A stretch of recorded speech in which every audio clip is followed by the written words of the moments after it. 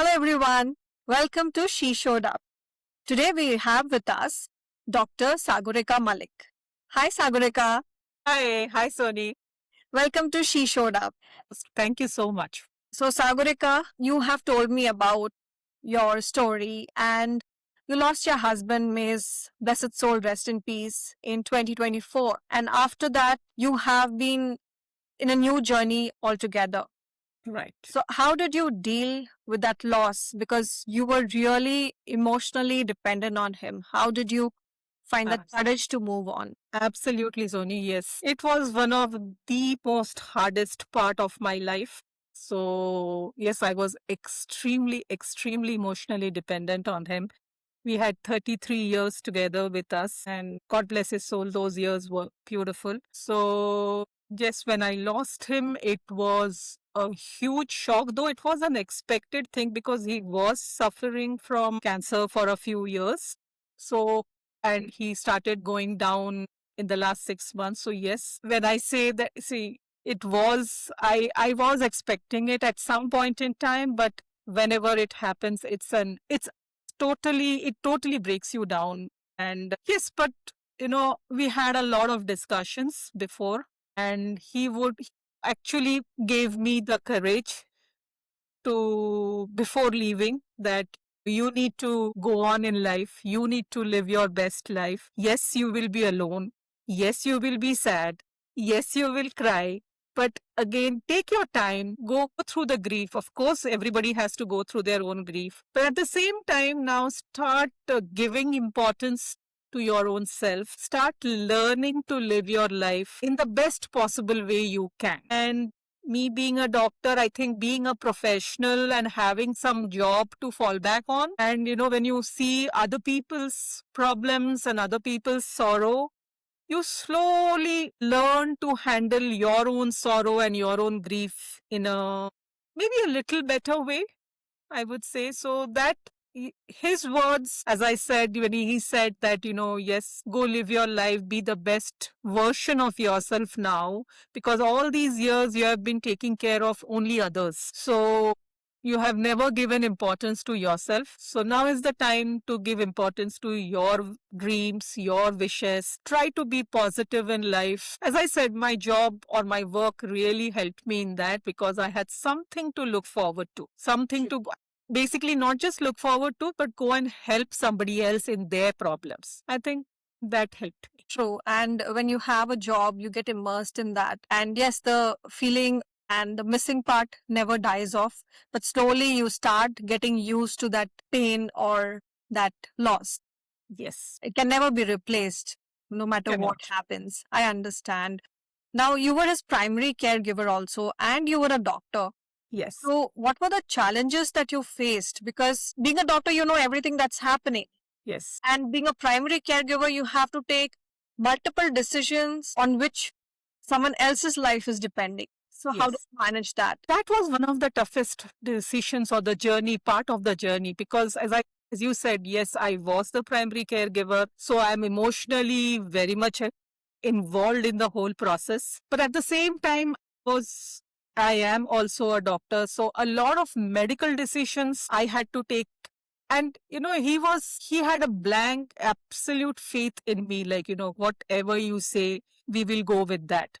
That gives a huge amount of responsibility on yourself, that you're making decisions on somebody else's life. The two parts are always warring with each other. Wife and a doctor, always, like, as a wife, what I'm thinking, as a doctor, what I am thinking. So it was a huge emotional toll on me, on my mental health. But at the same time, as I said, he was a very positive person and he took everything in a very positive way.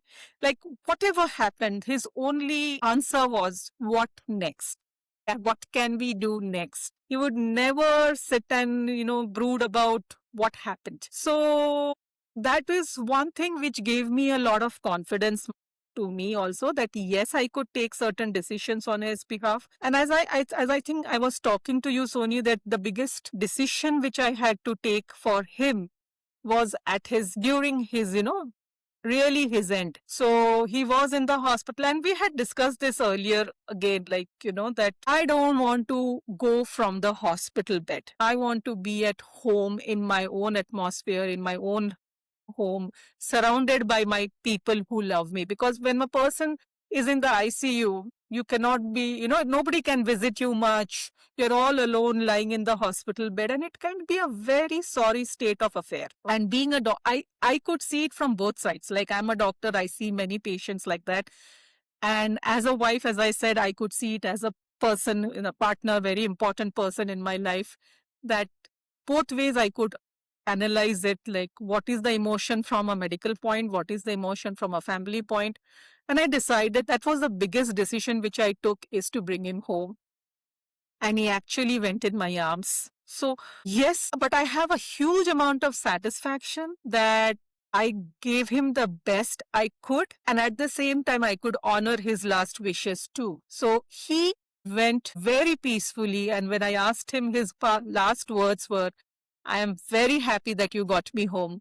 So he went very peacefully. And for that, I'm thankful to God that the God gave me that courage to do that. So because it's not possible for people, family members, to take that decision. And that's the reason when it comes to me from a doctor point of view, I always try and help my patients' family when such people are in their last days. I try and support them during that phase, and I explain to them, and then of course I leave the choice to the family. But I also tell them that, from the patient, I would like to give that message to a lot of people in this, through this podcast, that have the courage to take that decision and talk to the person who's going through the situation. Ask that person, what would that person like to be, whether to be in a hospital or whether to go home. Because I believe we should honor their wishes. So yes, it is a difficult journey, extremely difficult, extremely emotional. And I'm just thankful to God that God gave me the courage to take the right decision. That's true, because we always think that maybe some treatment will make them better. So we always want to hang on to the last few moments. So letting Yes. go of that takes a lot of courage. Yes. So But those moments you should have with that person whom you love, So you should try to get those moments. That's the most important thing, because that thing will never come back, right? Once it's gone, it's gone. So try and get those moments, those precious few moments for yourself, rather than just putting the person in the hospital bed. Again, as I said, it's a completely individual decision. Exactly. But that's how it's we individual felt. choice. Yeah, it's Whatever totally gives your you choice. satisfaction. It's totally your choice. Yeah. But yes, it takes a lot of courage to do so. I do agree with that. Yeah. Now, when the tragedy strikes, you have people around you. But after that, everyone goes in their own directions. True. And you are left alone to deal with it. Right. How are you dealing with that? Yeah, as you said, initially people were around, few family members. But yes, of course, after that, you're all alone. But I would say I am really, really blessed with a beautiful son and his family, and I'm blessed with my friends. I'm really blessed. So any kind of problem, any kind of emotional support which I need. First of all, my son was there with me for a long time so that he could support me through the transition. It's not just only me. He also lost his father. So we were just supporting each other. Like, he needed my support. I needed his support. So he was there for it. And I'm thankful to God that I got those moments. Yes, of course, my son lives abroad. So after some time, he had to get back to his family. He's married. So I have to learn to accept, to let go. As parents, we have to understand the best parents are people who could manage to bring up children who don't need you. But at the same time, you reach a certain stage where you need them emotionally. So yes, he was there with me, for a long time. But at the same time, after he left, my friends took over. And as I said, I'm really blessed with very good friends. I have a few of them in Bangalore itself, and a few of them from Bombay. I'm basically from Bombay. And at the drop of a hat, they would just land up at my home for even any small things. Like suppose if I'm on the phone, if I'm not sounding well, So they would understand. They would understand that, and they were always there to support me and to help me go forward in life, and uh, get into that positive zone that yes, I need to get back to my life and give support to myself. So as I was telling you, women,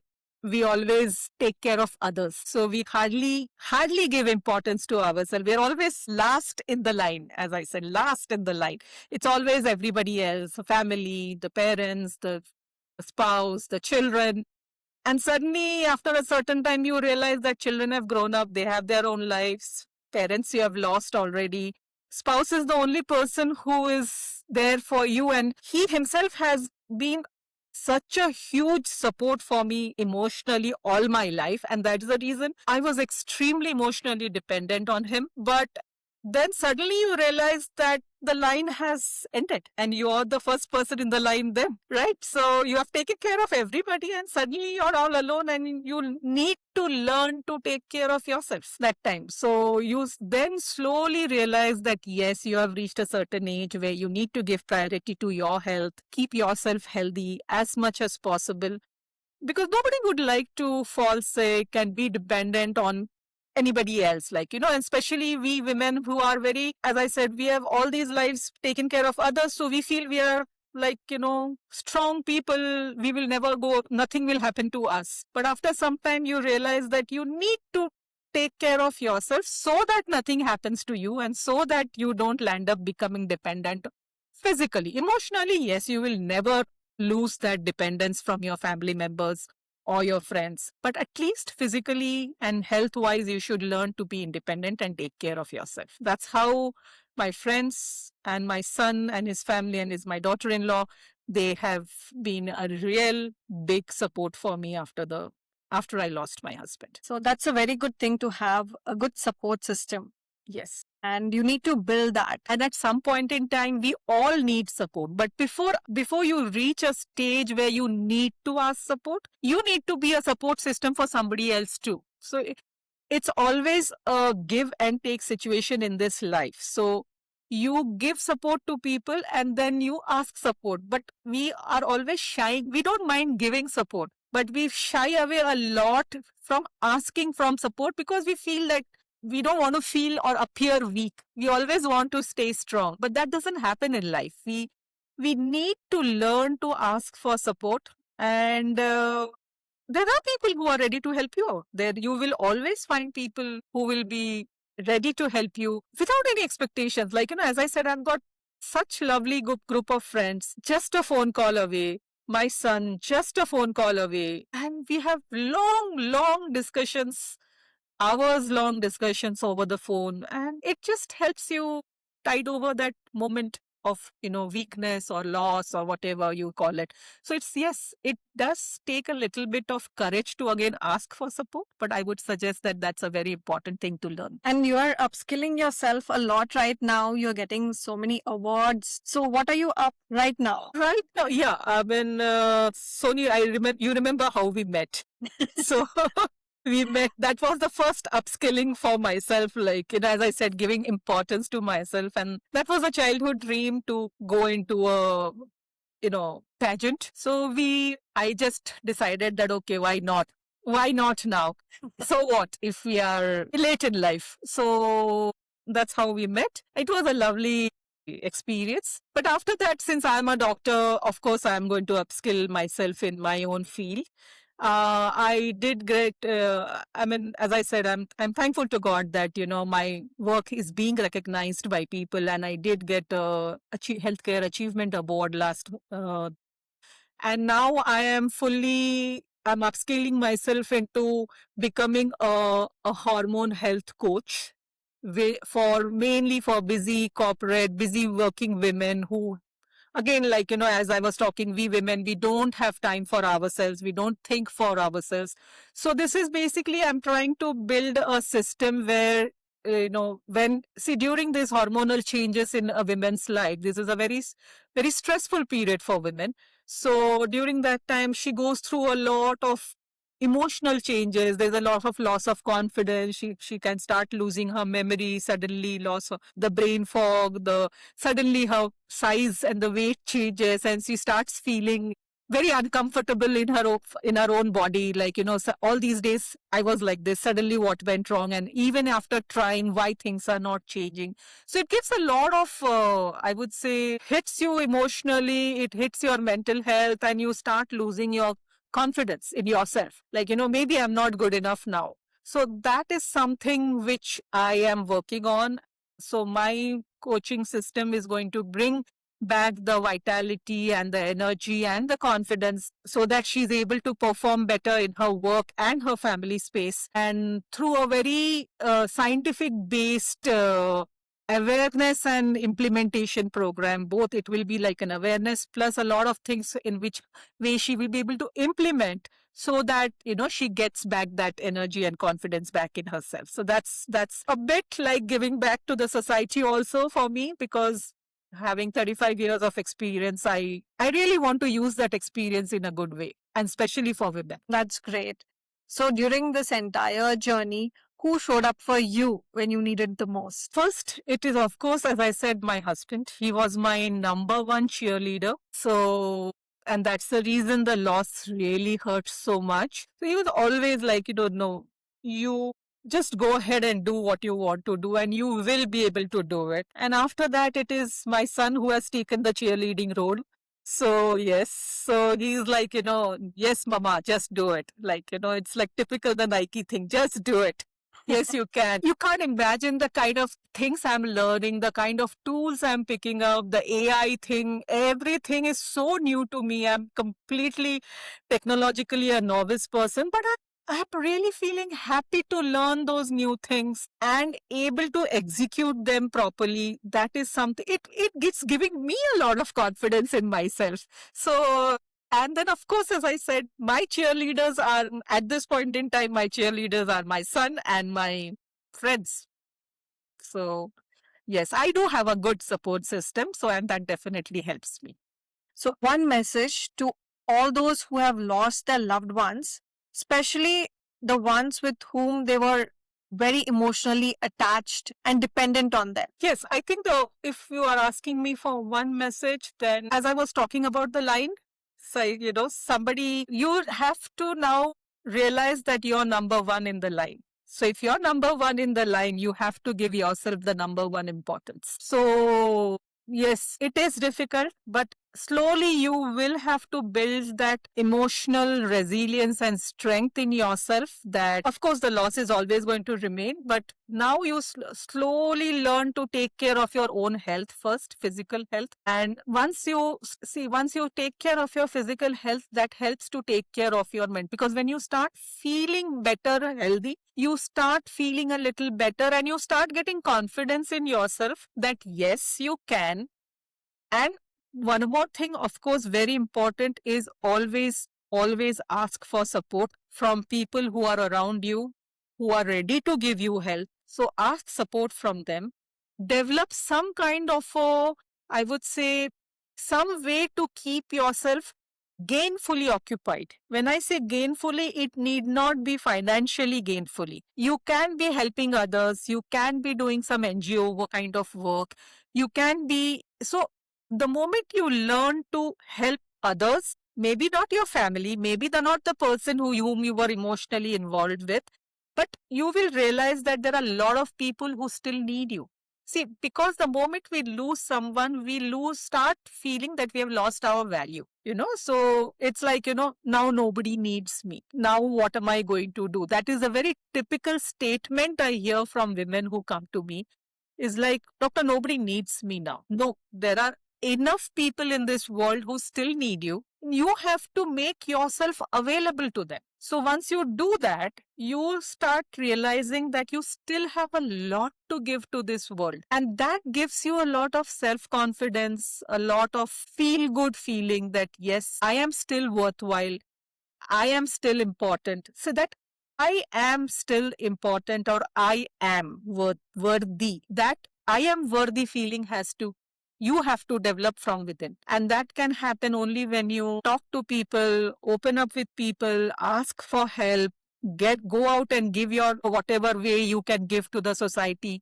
So those things, I think that is what women need to realize, that there is life beyond the home. So we are so used to only managing our own home that we forget that there is a world beyond that. So once we reach a stage where maybe, yes, we have lost our loved ones, instead of closing ourselves inside the house, we need to learn to start looking at the world beyond our home. And that is how you will be able to move forward in life. I believe that is the message I would like to give all the women. That's a beautiful message. It's really true. Like, your importance is not just confined within the walls of your house. Right. You can be important and worthwhile to everyone and anyone out there in the world. Out there. Yes. So your importance never dies. You No. are in this world for a reason and a purpose. So that's a beautiful message. Thank you. Thank you. So thank you so much, Sagarika. It was really lovely talking to you. And I do hope that anyone who has lost a loved one gets inspired by this and knows how to deal with that situation. So thank you so much for taking the time out today. Thank you. Thank you. Thank you, Soni, for inviting me. And it was lovely catching up with you. Thank you. Bye.